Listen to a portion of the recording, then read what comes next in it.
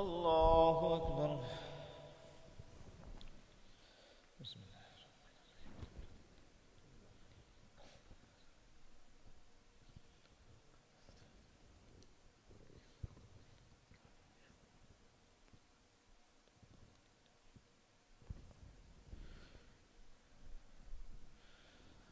الله أكبر.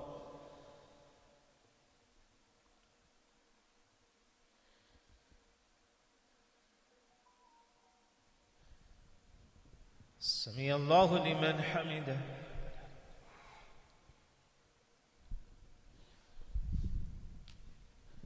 الله أكبر.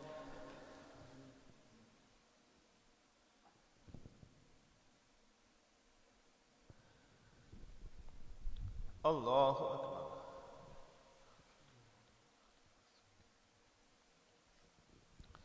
الله أكبر.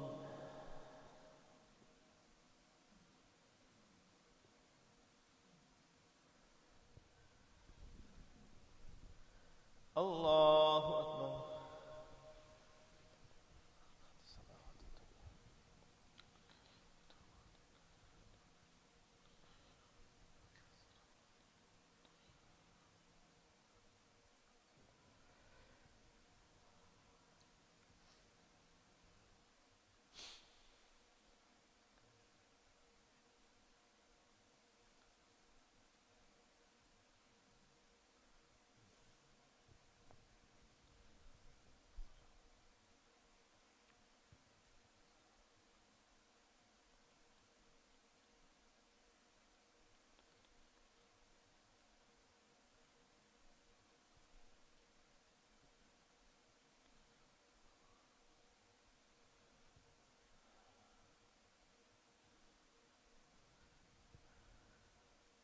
السلام عليكم ورحمة الله.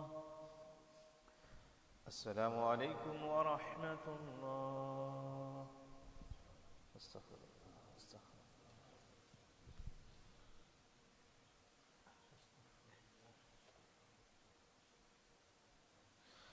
Inshallah, after the remaining salah, there will be a workshop about the fiqh of salah, fiqh of Taharah. Brothers are requested to participate and benefit from it, inshallah. اللهم صل على سيدنا محمد وعلى ال سيدنا محمد وبارك وسلم. اللهم انت السلام ومنك السلام تبارك ربنا وتعاليت يا ذا الجلال والاكرام. ربنا ظلمنا انفسنا وان لم تغفر لنا وترحمنا لنكونن من الخاسرين برحمتك يا ارحم الراحمين. الحمد لله.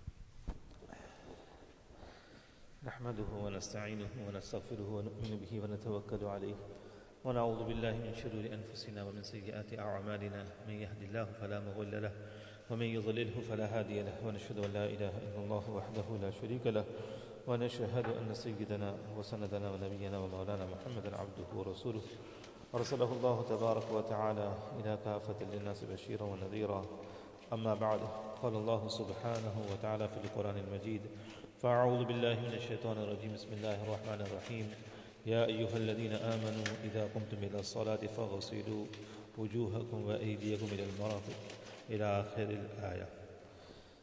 Respected audience, Assalamu alaikum wa rahmatullahi wa barakatuh. In the past few weeks, we have discussed about the water which should be used to gain purity, to gain tahara from Hadath al-Akbar or Hadath al-Asghar, which is wudu or ghusl.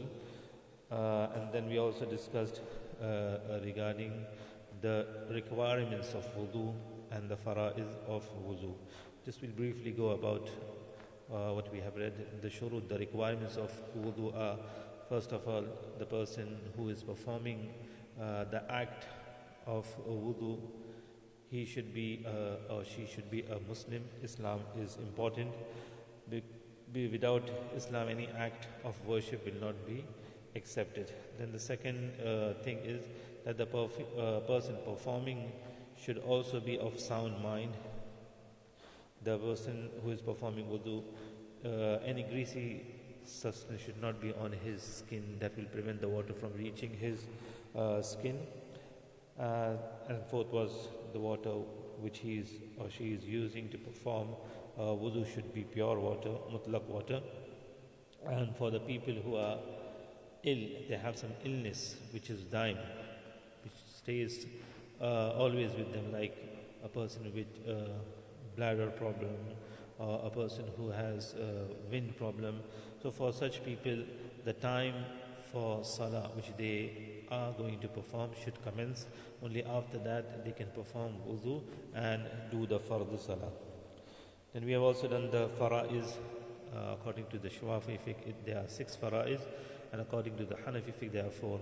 According to the Hanafi, the 4 which are mentioned in the Quran, they are washing the face, washing the hands, wiping the head, and washing the feet.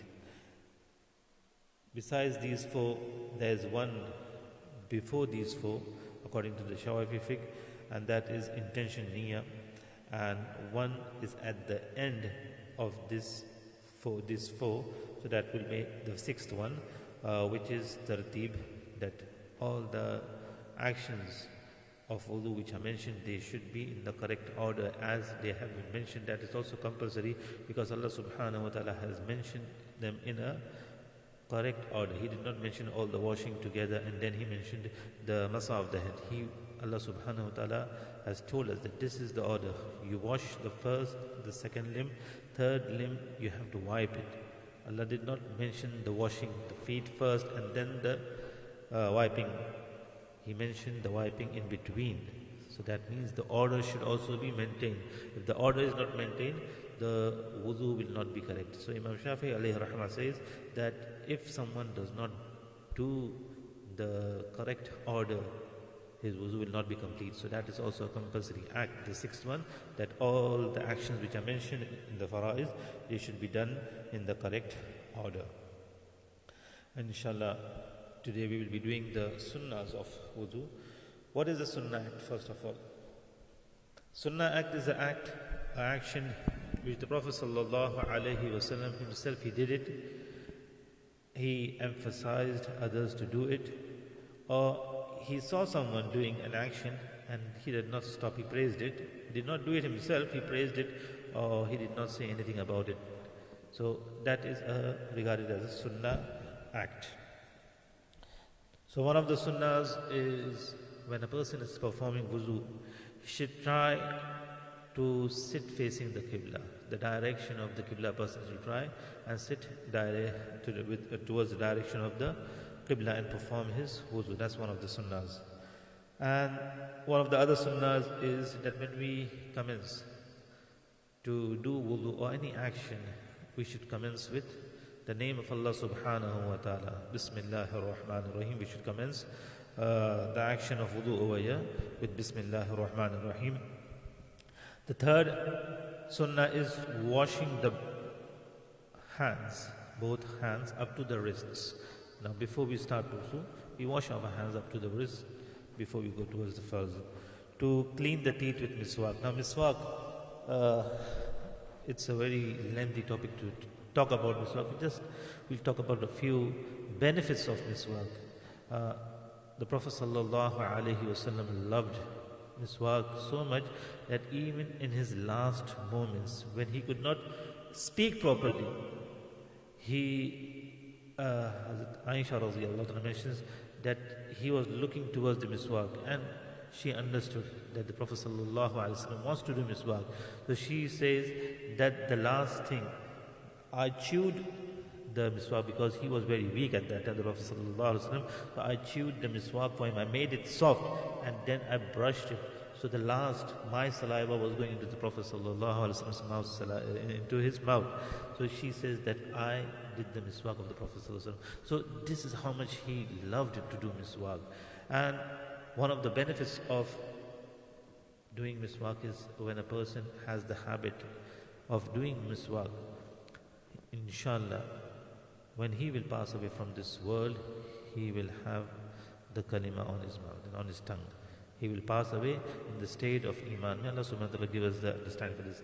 Then, normally there is bad odor in the mouth. A person who has the habit of doing miswak, his teeth will be clean, his mouth, if he has bad odor, that will also be gone. So there are many benefits of miswak. These are some which I have mentioned.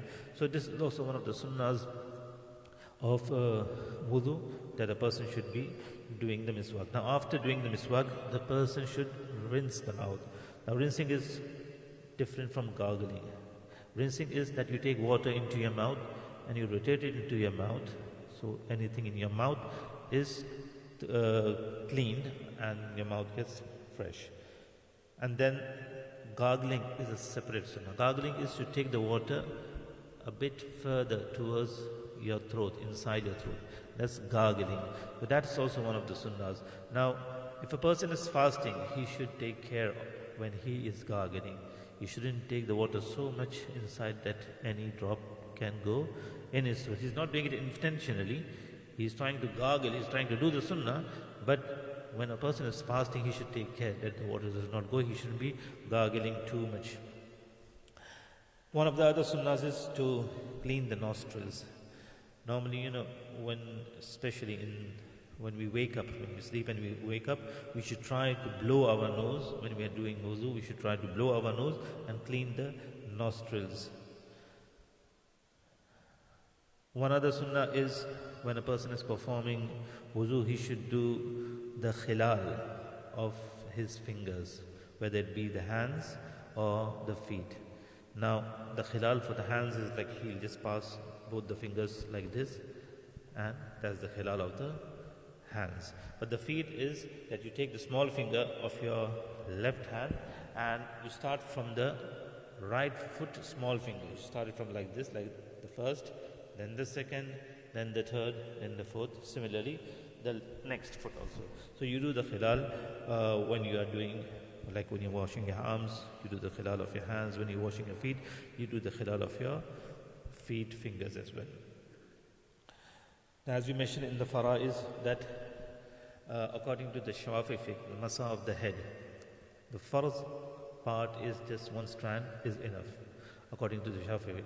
And according to the Hanafi fiqh, 1/4 of the head. And 1/4, as we mentioned, that each person's palm, that's 1/4. If he puts the hand on his head, that's 1/4 done. Okay, but it is sunnah to do the masa of the full head. Similarly, it is also sunnah to do masa of the ears.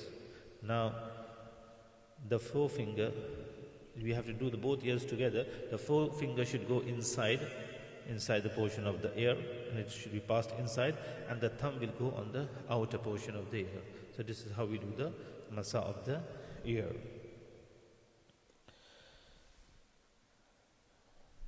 Similarly, when a person is performing wudu, he should be scrubbing his skin properly so that the water reaches his skin properly.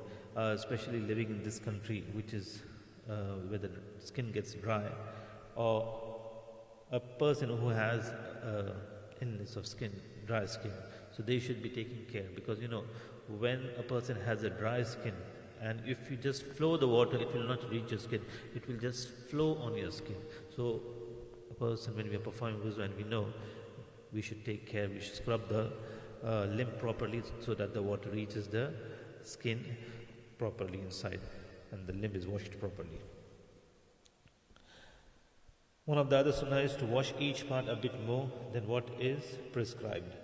Now, it is mentioned in the hadith that the Prophet sallallahu alaihi wasallam was asked that, O Prophet of Allah sallallahu alaihi wasallam, on the day of judgment, there will be each and every person present, from the first person, Hazrat Adam ala nabina alayhi salatu wasalam, till the last person. We don't know who is the last person to come into the world. So from the first person to the last person, everyone, they will be present in one place.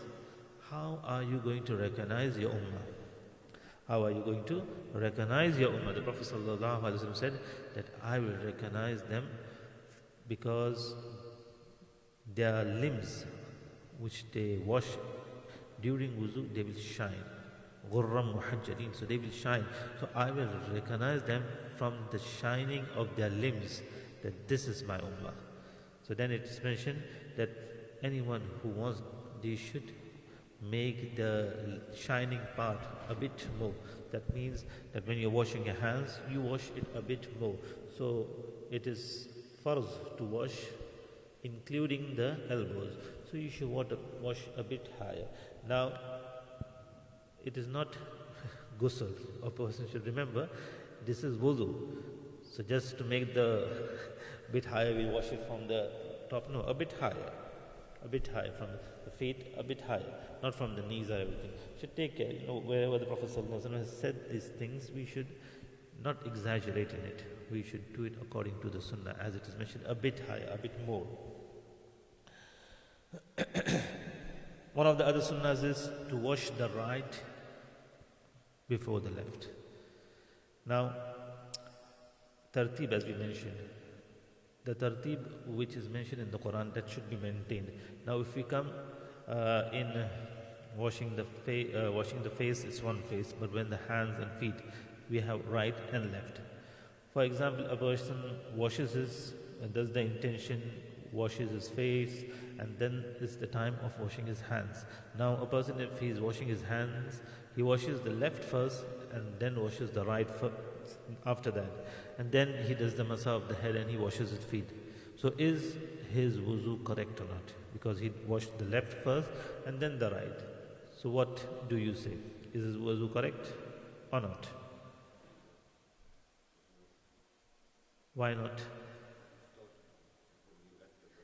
Yeah, so just to understand, we did mention farz and sunnah. So if there is any error in sunnah, that does not make any difference. You will get less reward.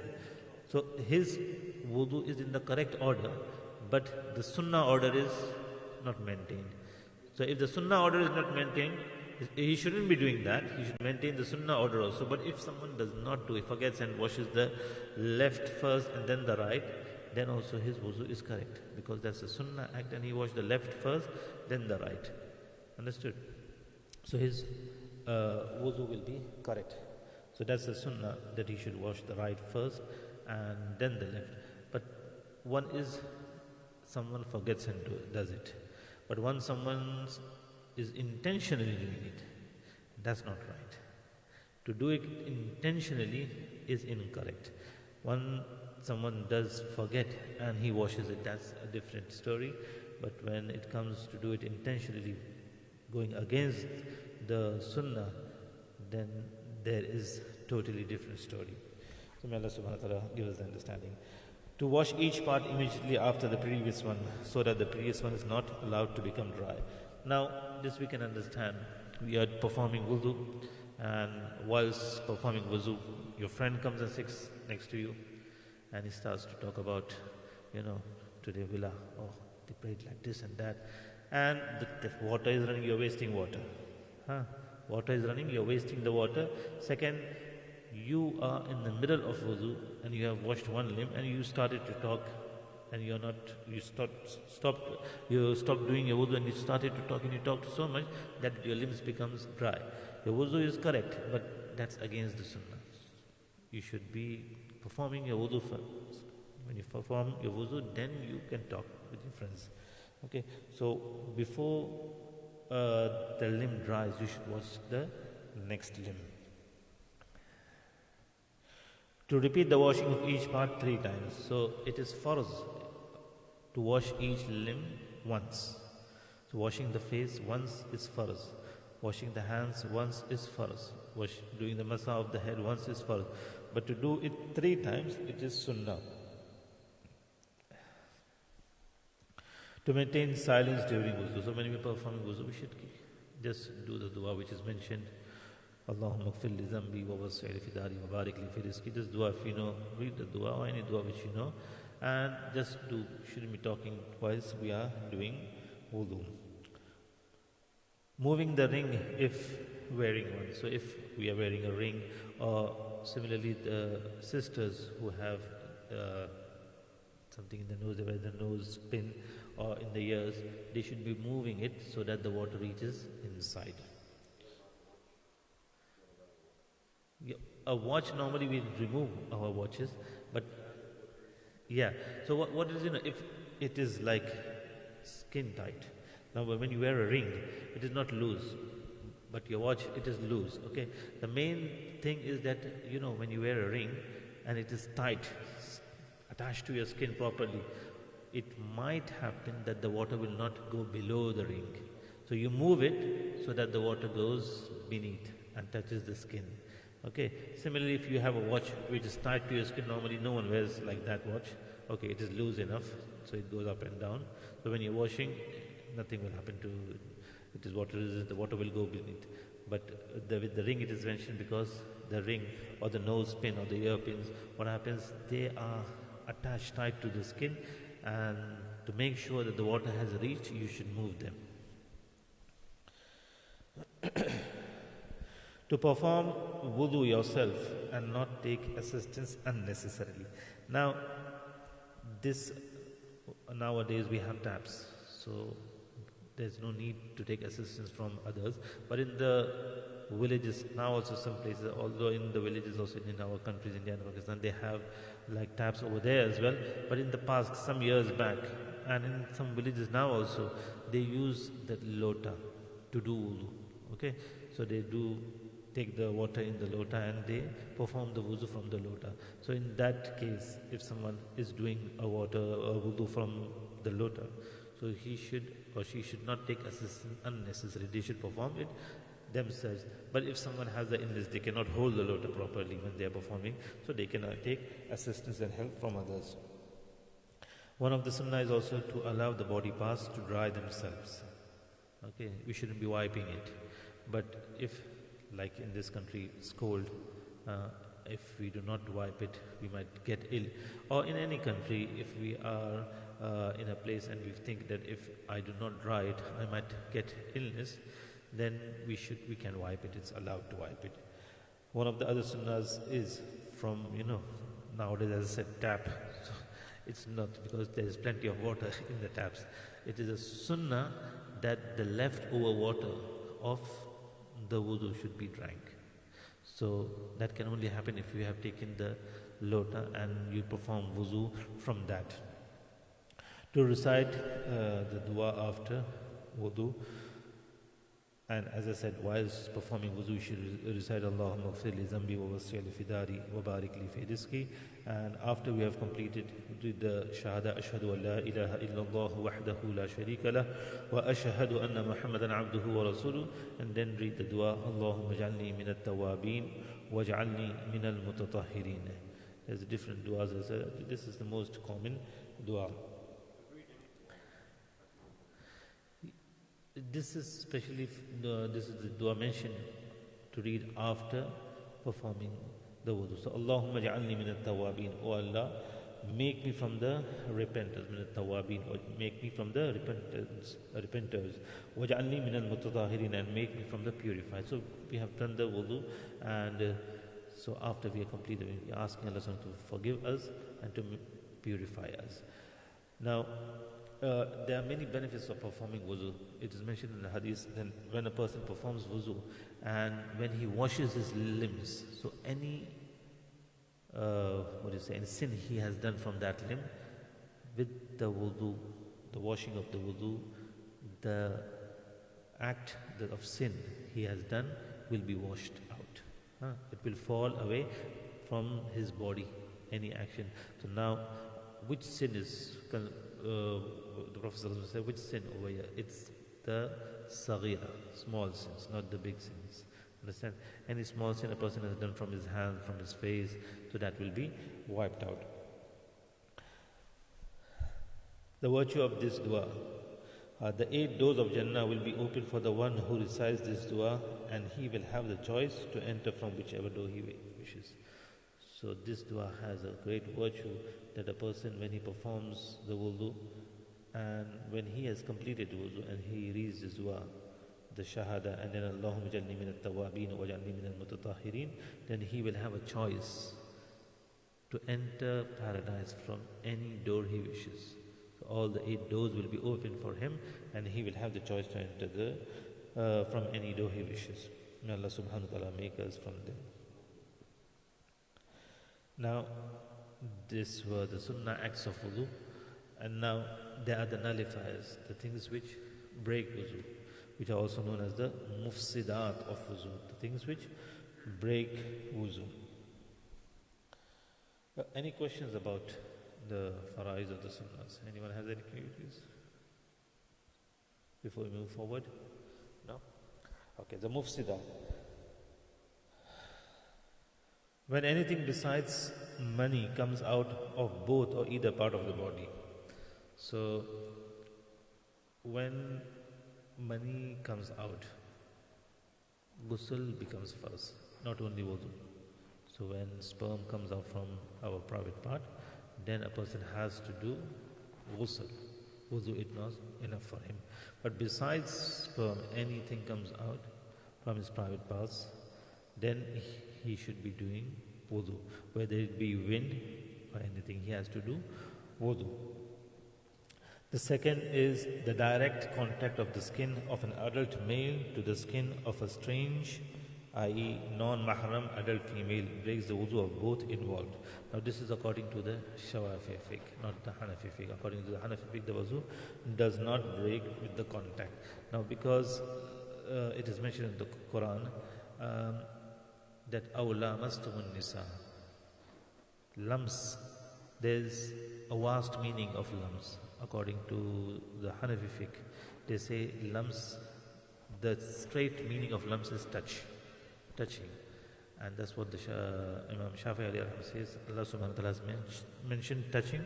So, because of touching, the wuzu will be broken according to the Shafi'i fiqh. The Imam Abu Hanifa rahmatullah says, no, lumps over here means a deeper. When a person has contact, means he has intercourse with his wife. That's when the wuzu will break, not just by touching of the skin. Now, non-mahram is a woman with whom a person cannot marry at any time. Okay? Any time, why does it mention any time? Because if you are married to a girl, you cannot marry her sister. But that is not any time. You cannot marry her until that woman is in your nikah. But if you divorce her or if she passes away, you can marry her sister. Okay? So, whether your wife is in your nikah or not, she is not your non-mahram. You cannot marry her while she is in your nikah, but you can marry her afterwards. On the other hand, your wife's mother, she is your non-mahram. As soon as you do the nikah with a woman, her mother becomes haram on you. She is your non-mahram. You cannot marry her anytime. Even if your wife passes away, you cannot marry her mother. You cannot marry her khala. You cannot marry her auntie. Understand? Hupi. So, any woman which is non-mahram, who you cannot marry at any time, those are the women that if you touch them, your wudu will not go. Besides that, any woman is your non-mahram and your wudu will break.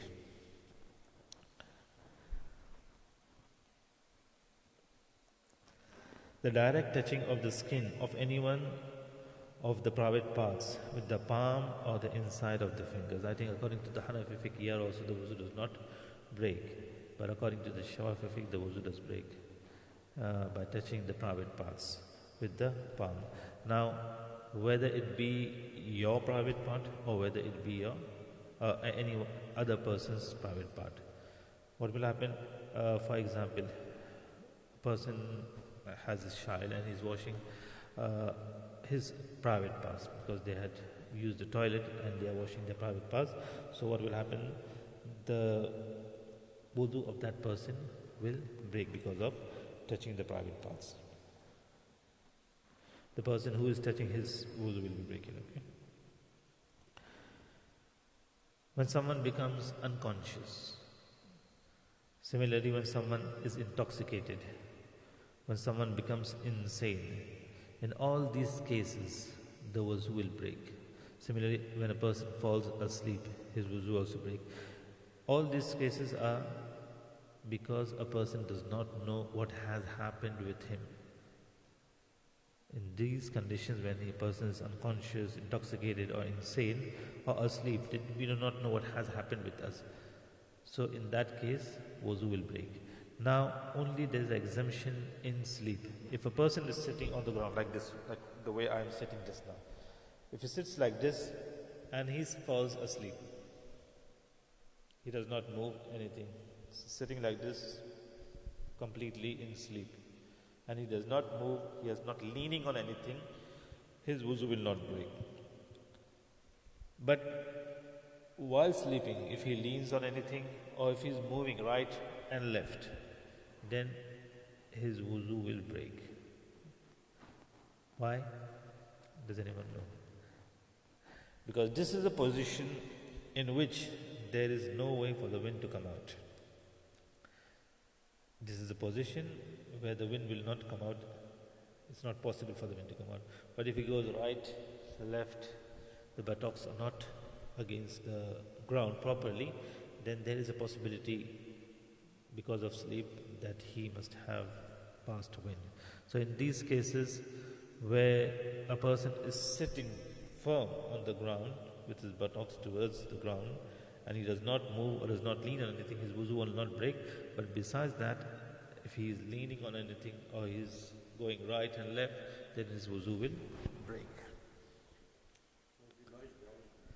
Lies down is different, yes. Yeah, it's broken. Yeah, 100%. Yeah. Only the thing, as I said, in sleep, you sleep any way, sit and sleep, or doesn't matter. But only this way, you sit firm, you sit firm towards the ground, you do not move right or left, you do not lean, then your wuzu will not break. Any questions, Adhan?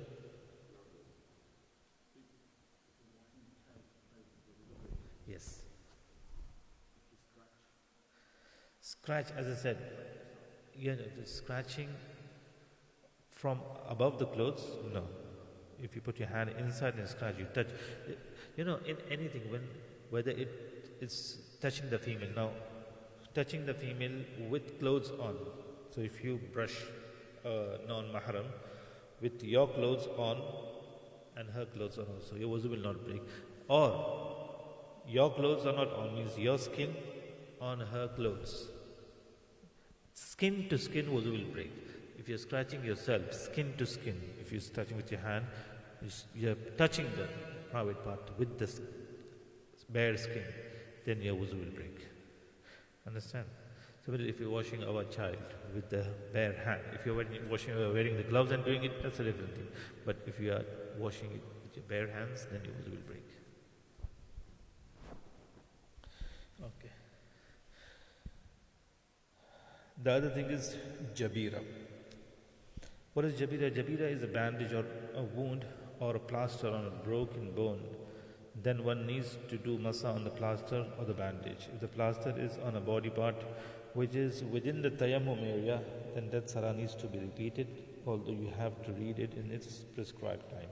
So what is jabira? Jabira is when you have a fracture, bone breaks, and you have that plaster on it. So it is mentioned that if it is on your limb which you have to wash during wudu, then you have to perform wudu before you put that jabira on. So if you know, a doctor said you need to put a plaster on, so you perform your wudu and then you tell the doctor to put the plaster on. Okay? And then every time when you are reading your salah, you have to do masa on that limb. Now, this is one thing. And because of that limb, you cannot wash the limb, it is sunnah to do tayammum because of that. Okay? Tayammum will come inshallah further on. So tayammum should also, but in tayammum there are only two limbs to wipe. Okay, one is your face and one is your arms. So if the plaster is on either of them, okay, so in that case you have to repeat the salah. It's prescribed that you should be performing your salah in the prescribed time, and then you read it afterwards also whenever you get better. It's better to read them afterwards as well, because your tahara is not completed, because the water is not reached. Now someone might think that I have to read my salah again. Why should I read it now? When I have to repeat my salah, what is the point of reading it now? You get the question? Okay, so for example, I have a broken hand. Okay, I know that I have to repeat my salah. I will have to read it now and I have to repeat it again. So I think when I get better, I will read it afterwards. So what's the point of reading it now?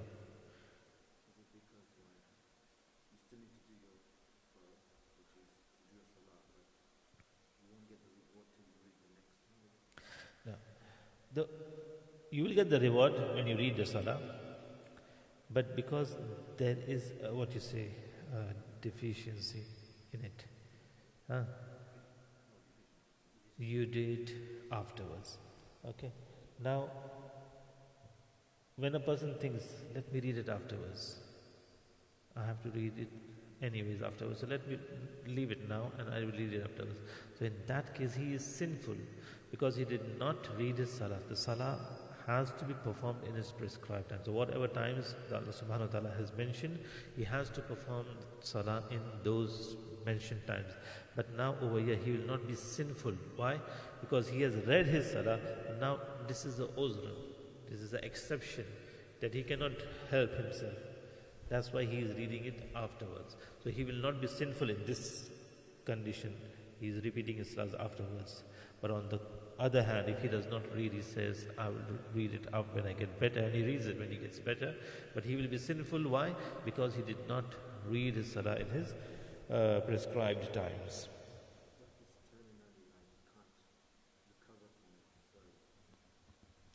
Okay, so now in salah, recover means what is it? Okay.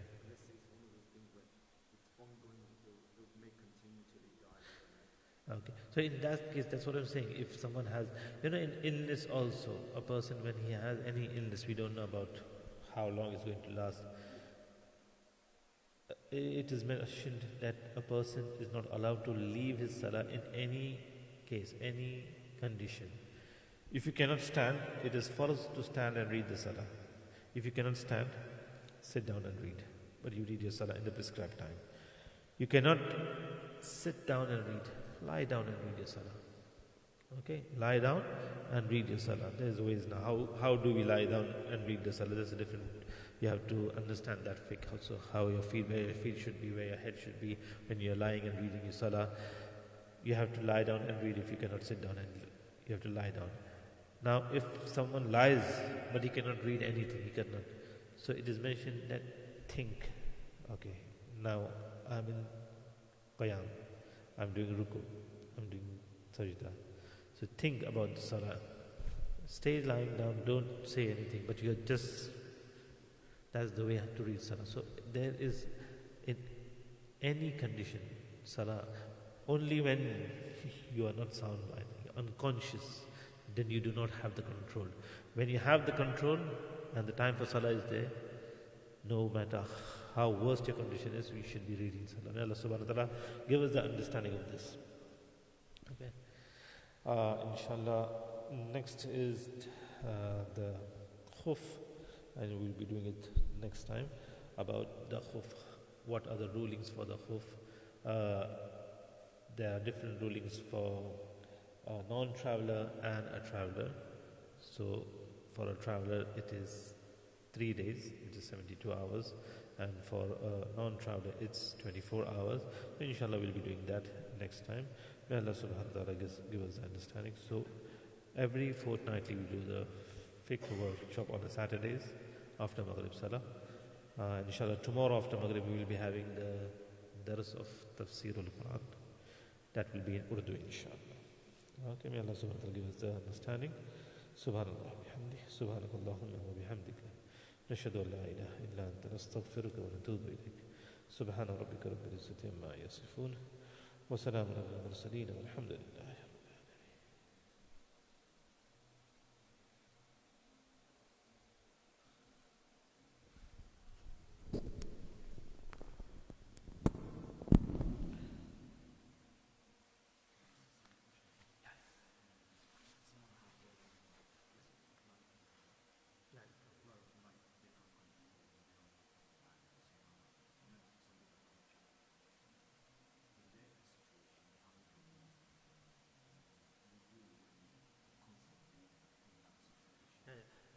If you remember, now also today I did mention that a person, the shurut of wudu, the requirements of wudu is that a person, in your case which you are saying, bladder problem.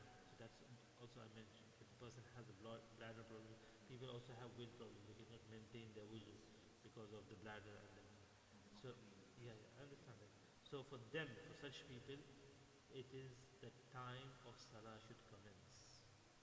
So, for example, now, okay, so now we will go in a deep understanding of that. For example, if I have that issue of bladder, so how will I read my Salah? So, for example, I was in for Maghrib Salah, I read my Maghrib Salah. Now, talking about the next Salah is Isha Salah. So, Isha Salah, for example, starts at 10:20, for example. The beginning time is 10:20. So, until now, I am in the state of wudu. I did my wudu for Maghrib and I did not break my wudu besides anything. My issue which I have is the bladder problem. Besides that, I did not fart or I did not do anything else. So besides that, nothing else I have done. So I can read Quran, I can recite the Quran, I can do anything until now. But at 10:20 when Isha Salah starts, I have to go and use the toilet again. I have to clean whatever is there. Okay? And I have to make a fresh wudu. Then I can come and read my Isha Salah. I cannot say that I have this issue, I did my wuzu for my Maghrib Salah, and besides it, I have not done anything, and I can read my Isha Salah with that wuzu. No. For such people who have this, it's called Daimul Hadas. Daimul Hadas means an illness which is ongoing, continuous, it's ongoing. You cannot have control of it. For such people, they should do the wudu after the Hamzas. For example, as I said, Maghrib, I did my wudu. I can do any extra. I can read any, as much as I want, any nafal. I can do nafal, any amount. But the farz, I cannot do. The next farz, I have to perform a fresh wudu for that, and then I can perform it.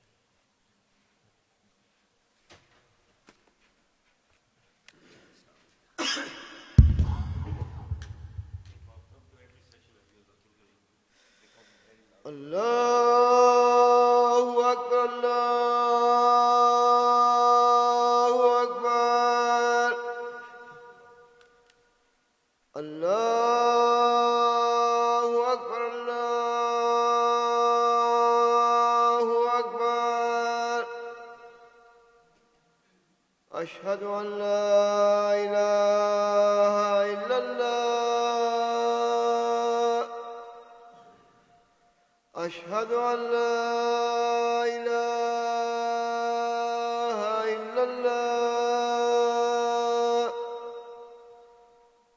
أشهد أن محمدا رسول الله أشهد أن محمدا رسول الله حي على الصلاة حي على الصلاة حي على الفلاح حي على الفلاح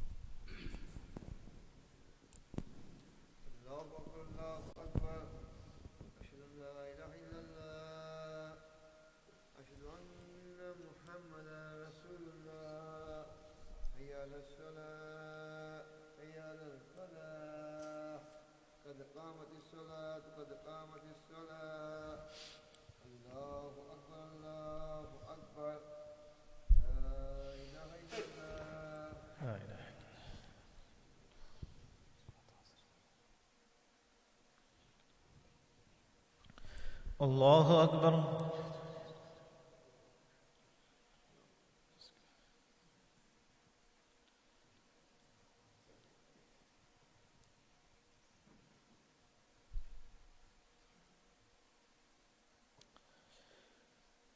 بسم الله الرحمن الرحيم.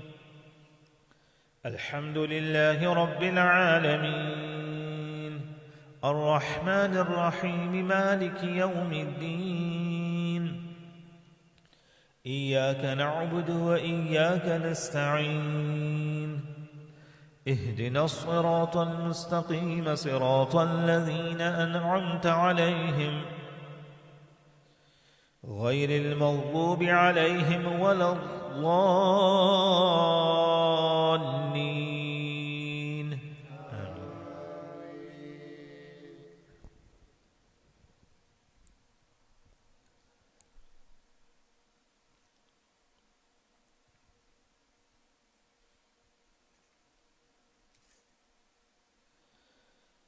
يا أيها الذين آمنوا استعينوا بالصبر والصلاة إن الله مع الصابرين.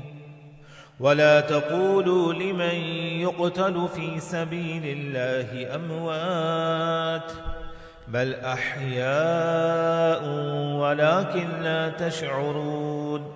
ولنبلونكم بشيء من الخوف والجوع ونقص من الأموال والأنفس والثمرات وبشر الصابرين الذين إذا أصابتهم مصيبة قالوا إنا لله وإنا إليه راجعون.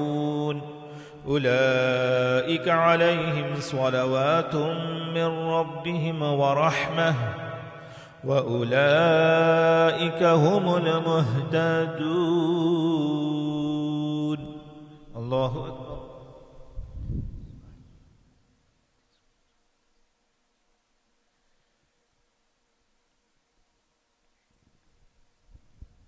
سمع الله لمن حمده.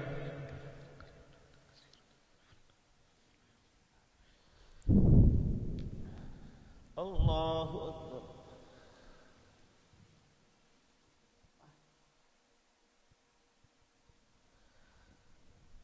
الله أكبر.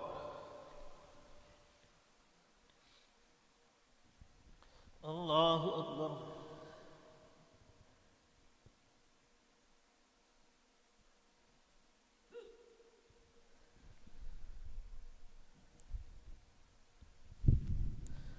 الله أكبر.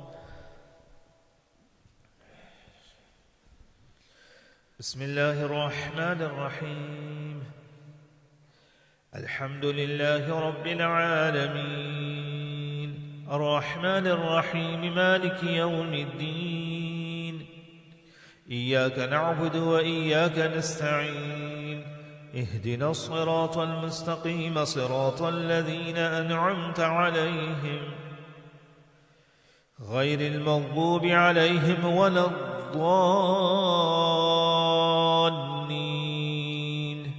آمين.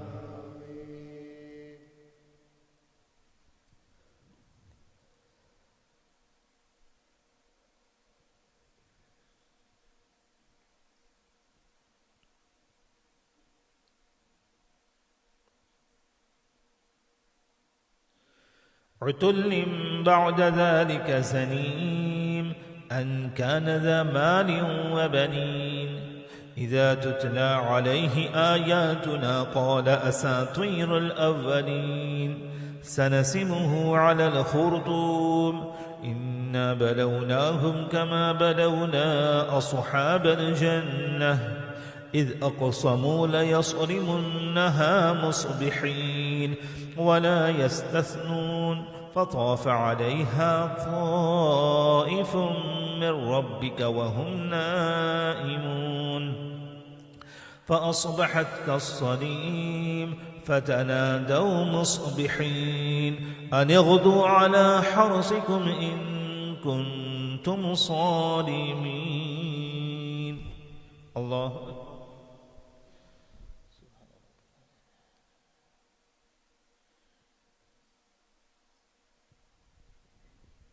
سمع الله لمن حمده.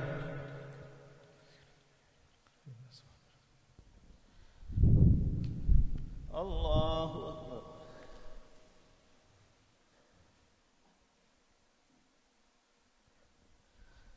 الله أكبر.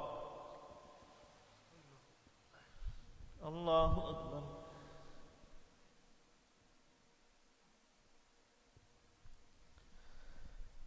الله أكبر.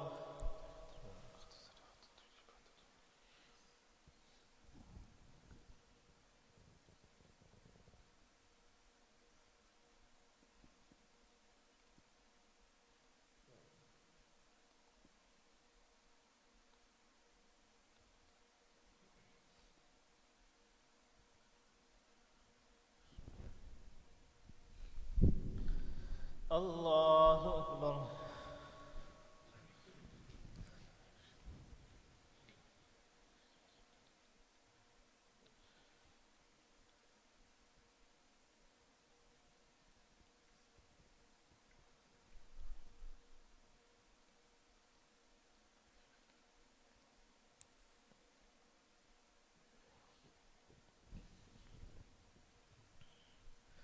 الله أكبر.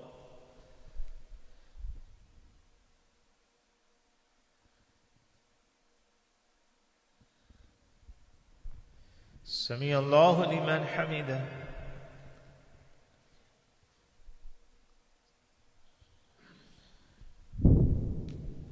الله أكبر.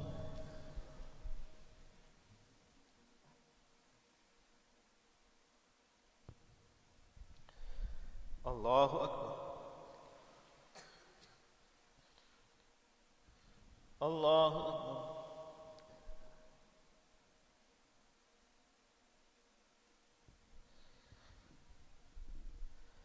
الله أكبر.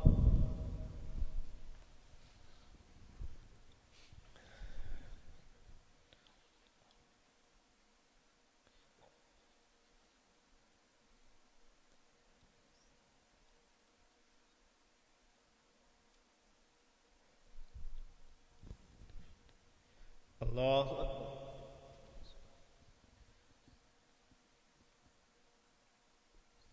سمع الله لمن حمده.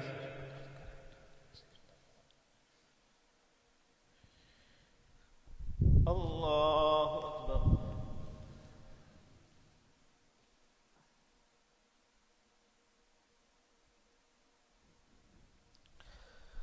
الله أكبر.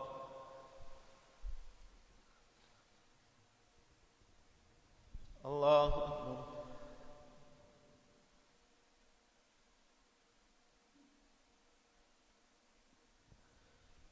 الله أكبر.